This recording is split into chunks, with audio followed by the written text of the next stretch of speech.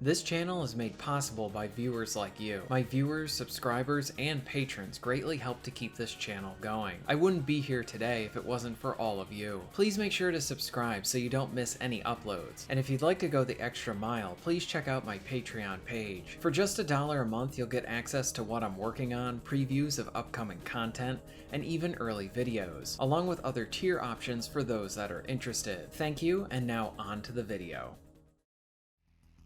In 2020, I decided to dive into the very first Remnant game. I enjoyed it a lot. It was this awesome mix of Souls-inspired elements while blending that with quality third-person shooter mechanics.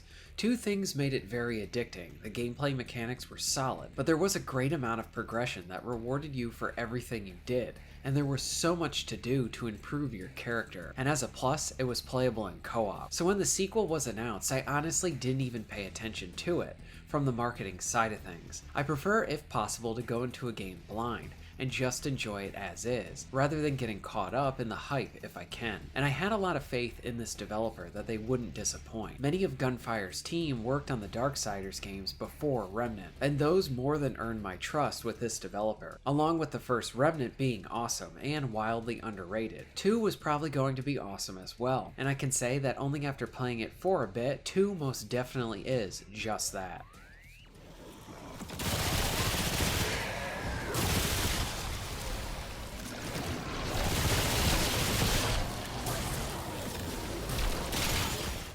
So what even is this game? The simple version of it is that Remnant 2 is a third-person shooter with Souls-like elements. Something I want to say out of the gate is that some might find this game more welcoming than certain Souls titles. Is that while Remnant is punishing, I feel like the challenge is more manageable and fair than other games in this genre. There are abstract elements for sure, but things are done in such a way that there's an element of mystery to everything, and less of a I have no idea what I'm doing feeling. It is a mixture of direction with enough tutorial-like stuff so that you understand the basics, and then you're on your own. The shooting here is simply a delight.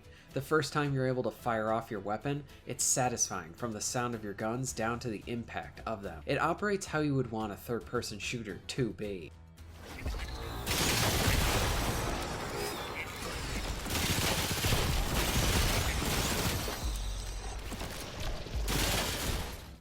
After you get through the introduction, then I feel like the game really starts to get going. It's a bit slow at first from the gameplay side of things, but at the same time, the game is trying to set up the narrative and present most of its mechanics so you understand what you're going to be doing. One area that I think will be fun to experiment with, along with providing a lot of replay value, are the different classes. They range from soldiers, tanks, and various support classes. I picked the one with the dog and I really like it, since I always have an ally with me and they can even revive me as well. Once you get to the actual first starting area, the game instantly finds its footing and you have no idea what you're going to find. This is a huge strength to the game, along with working towards managing and upgrading on all the progression areas that Remnant provides.